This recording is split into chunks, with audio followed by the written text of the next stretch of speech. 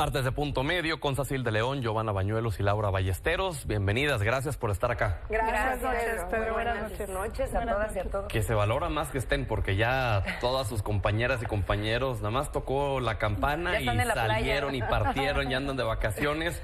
Pero qué bueno que estén aquí con nosotros. Muchas gracias. Y justamente hay que platicar de lo que hicieron durante todo este periodo que terminó, tanto en el Senado como en la Cámara de Diputados. Hay temas que fueron sumamente importantes en su aprobación, como la ley de aguas, ley de amparo, los presupuestos incluso. Y si también me lo permiten, también quisiera conocer su opinión de un hecho que pasó ayer en el Congreso de la Ciudad de México, donde se terminaron pues agarrando, caray, en un acto de vergüenza que ya le ha dado la vuelta al mundo. Lo hemos visto en espacios informativos de otros idiomas incluso. Así que denme un comentario, por favor, al respecto y luego ya nos adentramos en lo que se aprobó. Sacil. La violencia siempre la vamos a repudiar, venga de quien venga, y lamento mucho los hechos sucedidos ayer en el Congreso de la Ciudad de México.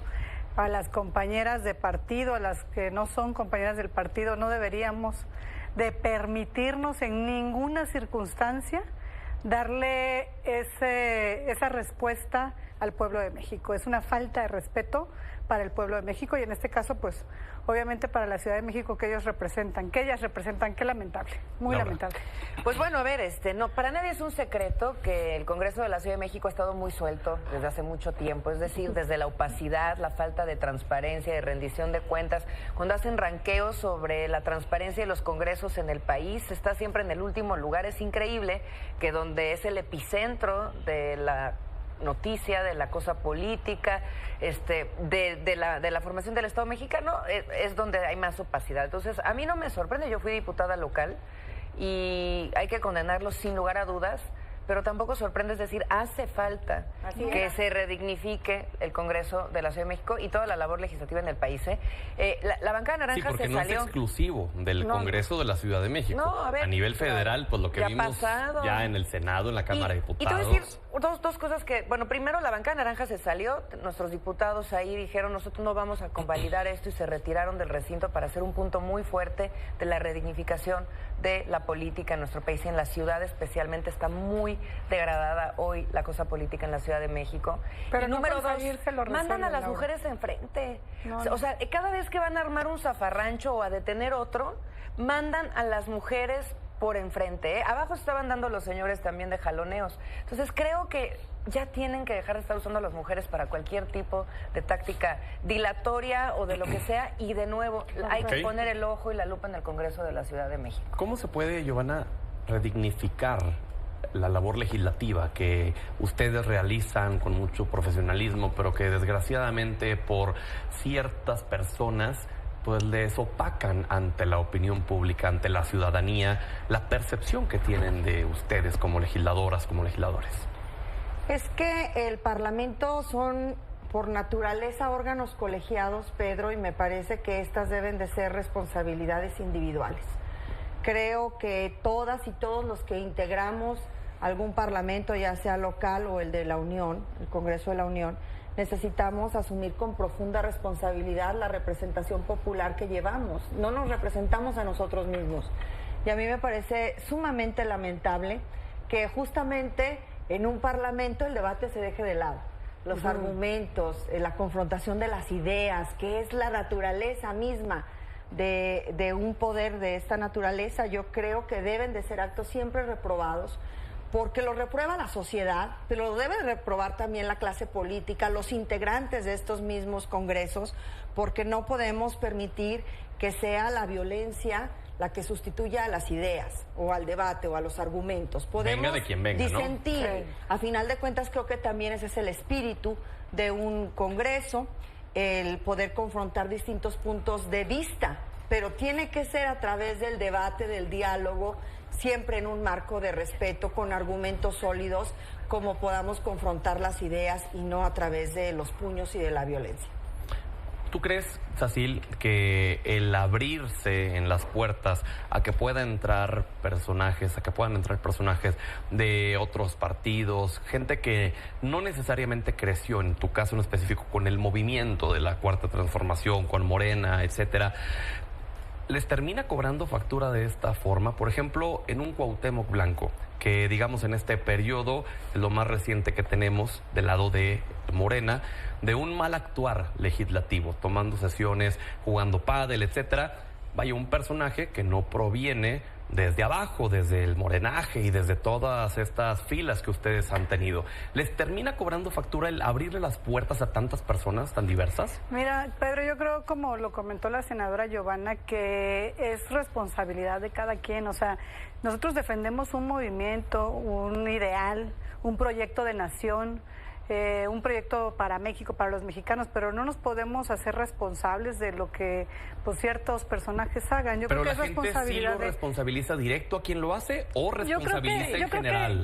Que tenemos un pueblo muy politizado. No. Tenemos un pueblo muy politizado, tenemos un pueblo que sabe definir a cada senador, a cada diputado, el actuar de cada gobernador, de cada gobernadora. Es un pueblo que realmente está... Muchas personas ni siquiera saben quiénes son sus diputados.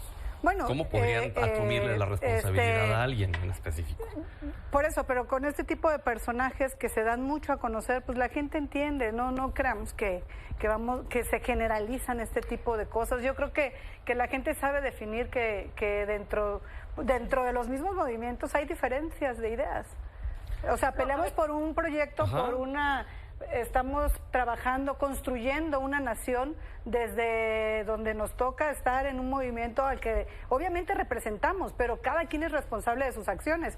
Podemos hablar de muchísimas cosas que han hecho muchos diputados, gobernadores, exgobernadores, pero eso no representa obviamente pues a nuestro movimiento. Pero sí se generaliza, ¿no? Incluso ni siquiera solo como a Morena, sino a los legisladores y las legisladoras. Bueno, no, a ver, o sea, estamos también en el fondo de los pésimos evaluados y con falta de confianza en el país, y se ha ganado a pulso. Nosotros en Movimiento Ciudadano por eso siempre hemos sido muy claros, hay que redignificar la política, y eso es con trabajo. El trabajo engrandece, el trabajo templa el espíritu, como dirían también en Monterrey, y eso pues se ve con los números. ¿Cuántas iniciativas presentaste? ¿A cuántas comisiones fuiste? ¿Cuántas faltas tienes? Cuauhtémoc Blanco sesionando, votando desde una cancha de pádel, pero previo a eso, toda la moreniza, como tú decías, protegiéndolo, no le toquen el foro al señor para que no vaya a rendirle cuentas a la justicia por una presunta violación. Claro que el régimen se tiene que hacer cargo de esto. A ver, yo diría, coincido con Sacir en el sentido que la gente sabe, y la gente está politizada, y la gente castiga o premia en la urna, pero por eso mismo no le puedes pasar la responsabilidad a la gente, que sean ellos los que evalúen y que no se hagan cargo los políticos de lo que tienen que hacer. A mí lo que me pinta esto es un cuadro de cuerpo completo de la vieja política con el oficialismo, en lo que todos los días hacen desde hace 7 años. Esta polarización, donde el presidente le estaba atizando 6 años en la mañanera, de repente la presidenta Sheinbaum se sale del papel central que ha estado en el centro jugando, y se va y se polariza también y empieza a acusar a todo el mundo de los problemas que tiene el país y vuelve a polarizar. Y pues claramente llega un momento que para ellos está el tono y también lo que generan en la comunidad. Hay familias que no se hablan por estas polarizaciones, comidas en donde la gente ya se confronta, ¿no? A ver, o sea, hay que decirlo, la polarización del país y los gobernantes son responsables de cómo se trata también políticamente la comunidad. Y entonces los vemos desgreñándose en el Pleno, en el Congreso de la Ciudad, pero vimos a Alito Moreno pegándole también. Son faltas de respeto al país. Y luego hacen de esto una campaña como si se tratara de vamos a aplaudirle al bravucón. ¿Pero tú crees que el origen de la polarización proviene de la mañanera? Yo creo que proviene de los actores políticos que más resonancia y que más presencia tienen en el país, quienes llegan a los hogares todos los días. Y claro que tiene que ver con una presidenta o un presidente, claro que tiene que ver con un movimiento, claro que tiene que ver con lo que escuchan todos los días, la fuerza de la narrativa y de la comunicación. Esto tiene que parar, sí nos tiene que llamar a la reflexión. Creo en la fuerza de las ideas también, pues vamos a reflejarla. Y pues a los puños y a las greñas, pues así es como tienen hoy al país desde hace 7 años. Giovanna.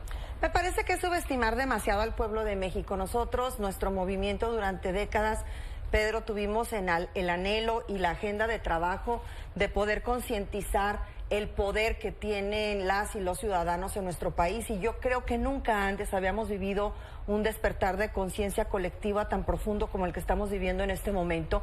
La gente, por supuesto, que distingue. Yo creo, en el caso particular, y he recibido comentarios así en Zacatecas, en territorio, no dicen las y los senadores del PAN, son una vulgaridad o una estridencia. Con nombre y apellido dicen Lili Telles, ¿qué hace ahí? ¿Qué ha propuesto? ¿Qué ha promovido? ¿Cuál es su agenda legislativa? O sea, señalan individualmente a los actores. A Alito, a Mancilla, no dicen el PRI. Yo sí creo que la gente está demasiado consciente, por supuesto, de las agendas de movimiento, de las agendas partidistas, pero también del actuar individual de cada uno de los políticos. En este caso me refiero a los que nos representan en el Congreso de la Unión o quienes representamos a la sociedad en el Congreso, pero la gente evalúa, evalúa el gobierno de nuestra presidenta, por eso hoy contamos con la confianza de 8 de cada 10 mexicanos, como fue en su momento fue con Andrés Manuel López Obrador, evalúa su gobierno estatal, por eso la gente distingue, incluso dentro de nuestro movimiento. Hay muchísimos estados donde la gente dice, aprobamos el gobierno de Claudia Sheinbaum y reprobamos a la o el mandatario estatal, aunque sea de nuestro propio movimiento. Claro. La gente distingue, a los presidentes municipales también. Entonces, subestimar con que al llamado de una mañanera a la polarización, la gente deja de pensar, deja de reflexionar y de evaluar con inteligencia, pues la verdad es que subestimar mucho el pueblo de México. A ver, hablemos, Sacil, porque ahí te veo que imprimiste muchas tablitas, muchas láminas. A ver, de las principales aprobaciones que se dieron durante este periodo, Ley de Aguas principalmente, ¿dirías que ha sido la más importante de este periodo? No, repito que lo más importante que hemos vivido en este periodo es haber tomado protesta a magistradas, magistrados, ministros, ministras, jueces y juezas electos por el pueblo de México. Lo más importante que hicimos para mí en todo el periodo que acabamos de concluir, el poder en un acto republicano y democrático tomarles protesta. Pero digamos por el simbolismo, ¿te refieres? Claro, porque bueno, en cuestión de trabajo, aquí les llevó más de 24 horas. Sí, no, y esa ley se votó en la pasada periodo ordinario. Pero lo más emblemático que hicimos fue la toma de protesta del primer poder judicial electo por las mexicanas y los mexicanos en un acto soberano y republicano. A ver, te cambio la pregunta. ¿Cuál es la ley de las que aprobaron que le va a transformar la vida a la gente? Híjole, Pedro, fue un periodo muy largo, fue un periodo en donde participamos todas las fuerzas políticas en horas y horas de debates, de discusiones, porque al final, aunque las fuerzas políticas piensen diferente a nuestro movimiento o a los grupos parlamentarios aliados, pues construimos una agenda política y es la riqueza de las leyes de poder modificar, de poder ampliar, de que el pueblo de México conozca el posicionamiento de cada grupo parlamentario. Pues yo te diría que la ley de extorsión, que es de las principales, porque era un delito que iba en aumento, aumentó en los últimos 10 años más del 82%, y hoy tiene las herramientas el secretario de Seguridad, Omar García Harfuch, para poder combatir, investigar y evitar la extorsión en el país, que ya estaba desbordada, que inició desde hace muchos años y que ya estaba en unos números que traían pues también tanta inseguridad y que atentaba en contra de la integridad de las familias y del patrimonio, te repito, poco, mucho, el que haya construido, yo creo que es de las principales, y por supuesto la ley de aguas que quitó a quienes querían monopolizar este líquido vital, que es un derecho de todas las mexicanas y de todos los mexicanos, y que hoy con esta nueva ley nos va a permitir tener agua como un derecho, no como un privilegio de unos cuantos. ¿Qué opinas? ¿Cuál es la ley que aprobaron en este periodo que le va a cambiar la vida verdaderamente a las personas? Pues mira, yo tengo una que llevo en mi corazón, que ha sido la causa de toda una vida de trabajo con la gente que está metida en las causas, en el activismo, que es la medioambiental. Y acabamos de aprobar una ley donde todas las fuerzas políticas nos pudimos poner de acuerdo. Una es economía circular, que le hace falta trabajo. Nosotros en Movimiento Ciudadano dijimos, en esto vamos a dar un voto de confianza, pero necesitamos sacar una ley que los plásticos de único uso los saque totalmente de circulación, y esa fue la negociación que hicimos. Pero tiene que salir la de plásticos de único uso, su regulación, porque si no, la de economía circular no va a poder jalar y se les va a quedar chiquita como se les quedó chiquita la ley de aguas. Pero, a ver, yo te diría, hay una muy importante que tiene que ver con la protección de los árboles, del medio ambiente, contra incendios, contra deforestaciones, contra talas, contra un mercado negro también muy grande del crimen organizado en las maderas preciosas en el país, y también contra los grandes desarrolladores inmobiliarios que van y quitan 1, 2 o 3 o 10 árboles porque van a ser un edificio. En la Benito Juárez nos hemos organizado, están los vecinos luchando activamente, a Laureano, Eugenio, Naranda, Roberto. Esas son las luchas callejeras que se permiten dar con el trabajo legislativo en la Cámara de Diputados. Cuando la gente dice de qué sirve un diputado, además de agarrarse de las greñas con otro, estas leyes nos ayudan a que las luchas que ellos dan en la calle puedan estar respaldados. Por eso Movimiento Ciudadano alzó la voz tan fuerte con el manoseo de nuevo del amparo, porque muchos de estos vecinos que lograron proteger a estos árboles guardianes de la ciudad centenarios, lo lograron a través del amparo con el interés general, o sea, acreditando este interés colectivo, y ahora, pues con esta disminución de atribuciones para la gente de obtener un amparo o de organizaciones para proteger comunidades a través del amparo, nos dejan bastante en la indefensión. Nosotros los vamos a seguir defendiendo. ¿Qué sigue o qué nos gustaría a nosotros ver antes de que acabe, digamos, esta evaluación del año? Pues un calendario muy claro para la aprobación de las 40 horas, yo te diría, porque sí se nos quedó en el tintero, debimos de haberlo aprobado en este periodo legislativo. Pero si quieres, espérame tantito para la siguiente ronda ir con lo que está pendiente para el otro año. Es que me quedé con ganas de que fuera en este periodo. Giovanna, para ti, ¿cuál es la ley que se aprobó que le va a cambiar la vida a la gente? Bueno, son dos. La Ley General de Aguas, sin duda, y también la de extorsión, que aparte fue reforma constitucional, y yo creo que era uno de los reclamos más sentidos, sigue siendo, que tiene nuestro gobierno. Y qué bueno que se aprobaron, pero también se aprobaron leyes muy importantes, Pedro, la de igualdad sustantiva, la de la disminución de la brecha salarial, porque es verdaderamente increíble que en pleno 2025 todavía tengamos en centros laborales a hombres y mujeres que, desempeñando el mismo trabajo, las mujeres perciben de 30 a 40% menos de ingresos que los hombres, y eso pues fue parte de lo que aprobamos en este periodo, que me parece extremadamente valioso. La más profunda, sin duda, la más importante es la Ley General de Aguas.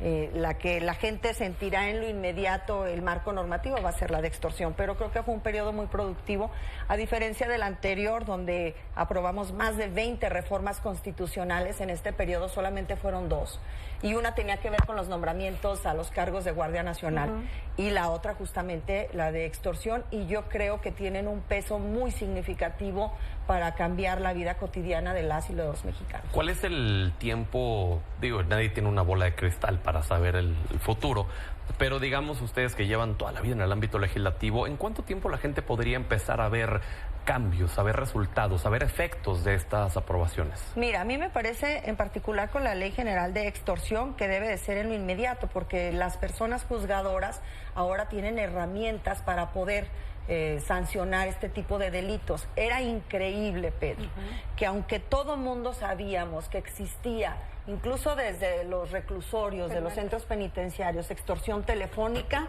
no estaba homologado ese delito y descrito en una ley que fuera sancionado de igual manera en todos los rincones de nuestro país. Es increíble que durante años, desde el gobierno de Felipe Calderón, con mayor crudeza a la fecha, hemos hablado del cobro de piso, del chantaje que se le hace a los pequeños, a los medianos y a los grandes empresarios para que puedan tener este tipo de doble tributación hacia el crimen organizado, y que el delito no estuviera clasificado, definido, tipificado en una ley y homologado a nivel nacional. Entonces ahora las personas juzgadoras tienen esta herramienta para poder sancionar de entrada, pues poder calificar el delito, levantar su acta, su investigación, ¿verdad? Entonces yo creo que será en muy breve tiempo donde nosotros podamos conocer esta cifra. Fíjate, en el caso de feminicidios, y con esto concluyo, empezó el padrón de feminicidios en el 2018, no el delito de feminicidio como tal, y ya podemos hablar de cifras oficiales, y qué bueno que así suceda. En el corto plazo vamos a conocer verdaderamente lo profundo y lo arraigado que está el delito de extorsión en nuestro país, con datos oficiales. Porque además había una cifra negra grandísima de la no denuncia, también por una falta de confianza hacia los ministerios públicos, fiscalías, revictimización, etcétera.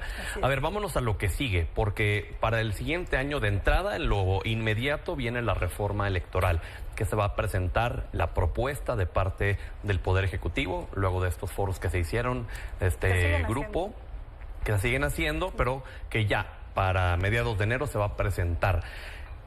Insisto, nadie puede saber el futuro ni demás, pero ¿cómo le va a poder beneficiar a la gente que nos está viendo, Sacil, una reforma de este tipo? Mira, yo creo primero que nada que es una reforma de mucha voluntad de la presidenta y por supuesto los que la están trabajando para poder coincidir con el pueblo de México en una reforma electoral que urge, todo esto nos sale muy caro a los mexicanos y en lo principal pues va a ser en la reducción de las prerrogativas que reciben los partidos, que yo creo que viene incluida en esta reforma electoral y por supuesto somos el país que más prerrogativas le cuesta al pueblo, que es dándoselo a través de los partidos, de acuerdo al porcentaje de votos que obtiene un partido, es la prerrogativa que le toca. Entonces, de las principales bondades de esta reforma, quiero pensar y espero que sea el poder reducir o quitar quizá estas prerrogativas que reciben los partidos porque nos cuestan muy caro a las mexicanas y a los mexicanos. ¿No será un intento de apropiarse del sistema político electoral? No, Pedro, para nada. Es una voluntad política que existe, que se haga una reforma electoral. Es que habitualmente las reformas electorales provenían de la oposición. No, sí, precisamente habla todavía más a mi favor a lo que estoy diciendo. Habla de la voluntad política que existe del Ejecutivo para generar esta reforma electoral en mesas de trabajo, con opiniones de todos los ciudadanos en todos los estados. Okay. Se dio y se está dando. Y se seguirán dando, no sé, creo que hasta el 15 de enero, no sé cuándo concluyan estas mesas, pero habla de la buena voluntad que existe y al contrario, de rendirle buenas cuentas al pueblo de México. No podemos seguir pagando tanto las mexicanas y los mexicanos por procesos electorales, por partidos políticos que después pierden el registro, por diputadas, diputados, senadores, presidentes municipales. O sea, ¿sí los van a dejar hacer su trabajo como legisladoras y legisladores? Yo creo que ¿O va a haber la instrucción de que no le cambien ni una sola coma? Si existen estas mesas en donde muchos de nosotros hemos participado, es porque hay voluntad de construir una reforma que sea por el bien del pueblo de México y que se construya entre todos. Okay. Tenemos que construirla entre la sociedad, el gobierno, los representantes parlamentarios que tiene hoy el pueblo de México. Estamos ahí metidísimos en eso. Laura. Pues mira, yo creo que Morena dice mucho, pero hace muy poco. Movimiento Ciudadano lleva más de una década proponiendo una reforma profunda político-electoral para el país, que incluya, por ejemplo, la segunda vuelta, ¿no? México está listo para eso, tan aliancistas y coalicionistas nos han salido, tanto el oficialismo como la vieja política, que además preponderan los acuerdos en lo oscurito entre sus dirigentes partidistas por encima de la Constitución, que le da el mismo valor del voto a quien vota por un partido político sin alianza, a uno con alianza, y ahora nos salen con que siempre sí quieren hacer una reforma electoral. Tiene que haber segunda vuelta, ese es uno de los planteamientos que ha hecho Movimiento Ciudadano desde el principio. Tiene que haber sin duda un reajuste al financiamiento público de los partidos. Morena es el partido más caro del mundo. Más de 30,000 millones de pesos se les ha dado en la última vez. ¿Cómo no van a poder operar la manera territorial en la que operan con esa dineral, con un pueblo pobre, ellos recibiendo 30,000, que la gente lo vea, 30,000 millones de pesos? Porque las en una década, con eso podrías construir casi 15 líneas de Metrobús en la Ciudad de México, podrías construir una línea de metro en la Ciudad de México, todo dado a los partidos políticos. Morena había prometido, de hecho, regresar en este fraudulento fideicomiso que hizo para el sismo del 2017, regresar prerrogativas, no lo hizo. Y entonces, pues sí, dicen mucho, yo quiero ver que se reduzcan el financiamiento público. Me parece que otra vez van a volver a engañar y van a volver a mentir.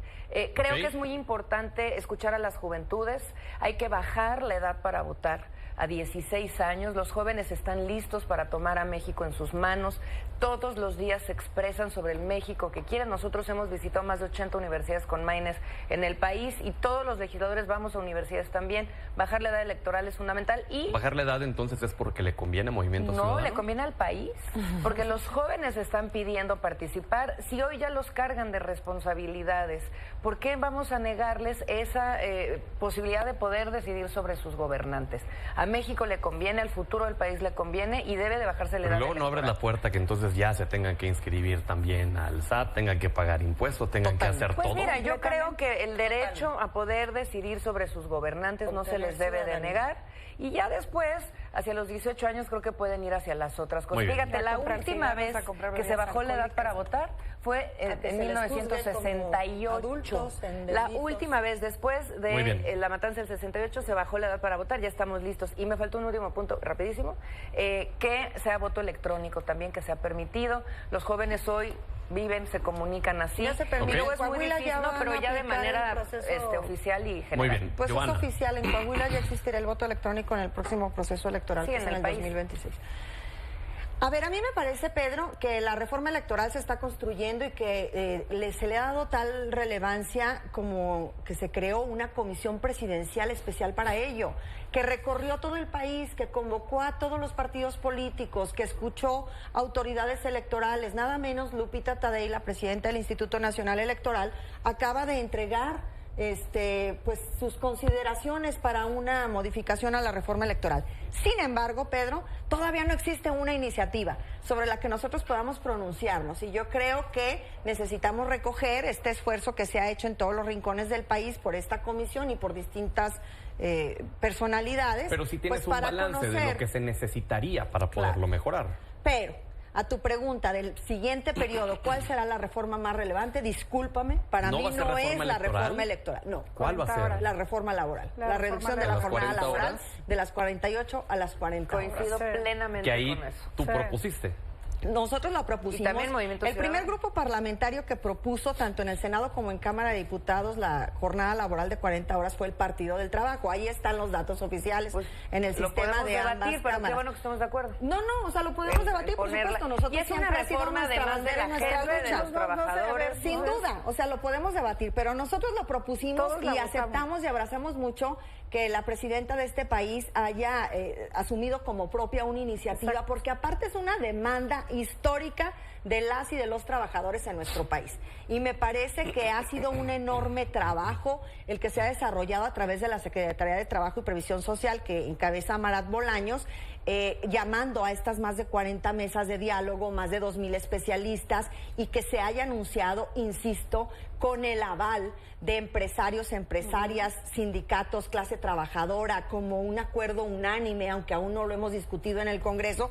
En esta dimensión se envía esta iniciativa al ¿Con Senado 2 días de de la descanso República. o con 1? No, o sea, es irrelevante. A final de cuentas, creo que ese es un debate que podemos tener Pero no en es la irrelevante si discusión. van a tener 2 días de Claro descanso que o 1. súper relevante. No, Ellos van a porque poder- hay, dependiendo Sí, los dependiendo. sectores. Mira, si tú, por ejemplo, te vas a Quintana Roo, que es preocupación que tienen todos los de servicios, dicen, por favor, permítenos que nosotros podamos prorratear Las nuestras horas. 40 horas Claro. en base a Distribuirlas, nuestro básicamente. No, pero te voy a decir, a ellos no les conviene. Quintana Roo tiene la ciudad que es Cancún. Oye, ¿Qué más disculpa, horas pero yo no te trabaja la interrumpí. semana? Adelante, adelante, porque ya aparte Es se nos fue el interrumpido. tiempo. Es que no son ejemplo, No, Quintana Roo. solamente- Es ejemplo de explotación laboral. Bueno, puede ser, ¿cómo no van a ser ejemplos si son parte de nuestro De país? explotación laboral. Ah, no, entonces A tú ver. no puedes hablar sobre que Cancún un es la estado ciudad no que más merece horas ser protegido trabaja. por una ley Por general. eso No, mismo, por eso discúlpame, mismo. Laura. Giovanna, Cancún Laura. es la Yo estoy ciudad que más mencionando horas solamente trabajan un en el ejemplo. país. Giovanna y Laura. Fíjate cómo es A ver, mañosa va- la narrativa del Pero movimiento espérenme ciudadano. tantito, porque ya se nos fue casi media hora en la Sí. mesa